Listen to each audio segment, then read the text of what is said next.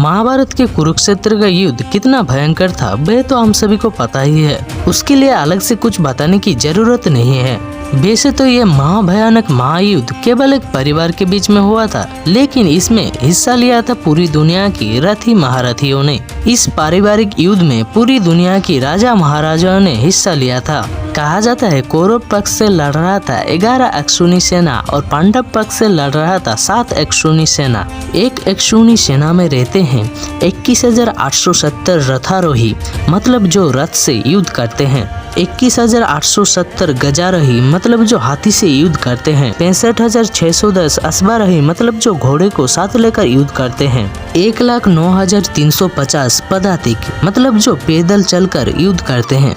एक बार सोच कर देखो, अगर एक अक्षौहिणी सेना में इतना सैन्य होते हैं तो फिर महाभारत के युद्ध में कितने सैनिकों ने युद्ध लड़ा था। जहां इस युद्ध में भीष्म, कृपा, द्रोण जैसे पौरव व्यक्तित्व के उल्लेख मिलते हैं, वही दूसरी तरफ अभिमन्यु जैसे बालक ने भी इस युद्ध में भाग लिया था।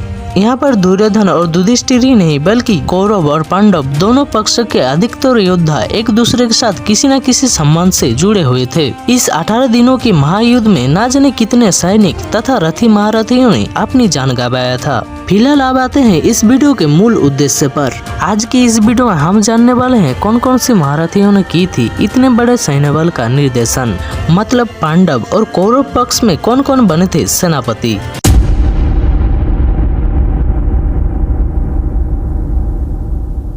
जैसे कि हम सभी को पता ही है, महाभारत के महाविनाशक युद्ध में शुरू से लेकर अंत तक पांडव सेना का सेनापति बने थे द्रौपदी का बड़ा भाई धृष्टद्युम्न। वही दूसरी तरफ इस 18 दिन के युद्ध में कौरव सेना में कुल मिलाकर 5 महारथियों ने सेनापति का पद ग्रहण किया था। वे 5 महारथी थे भीष्म, द्रोण, कर्ण, शल्य और अश्वत्थामा। आइए आप जानते हैं कौन से महारथी ने कितने दिनों तक सेनापति का भार संभाला।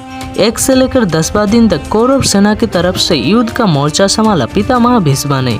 जब युद्ध के 10वां दिन अर्जुन ने शिखंडी की मदद से भीष्म को तीरों की सैया पर सुला दिया, तब महामहिम भीष्म का स्थान लेते हुए गुरु द्रोण ने कौरव सेना का निर्देशन किया। गुरु द्रोण ने 11वां से 15वां दिन तक कौरव सेना का नेतृत्व किया।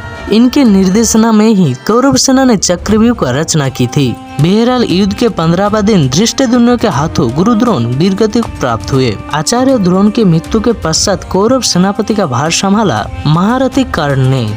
महारथी कर्ण ने भी बड़ी ही कौशलता से 16 से 17 दिन तक अपना कर्तव्य निभाया।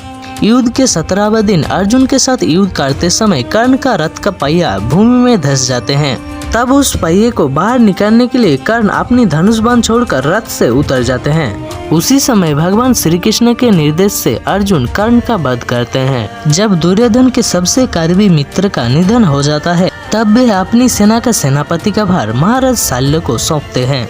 महाराज शल्य बहुत ही वीरता के साथ अपनी कर्तव्य निभाते हुए रणभूमि में धर्मराज युधिष्ठिर के हाथों वीरगति को प्राप्त होते हैं।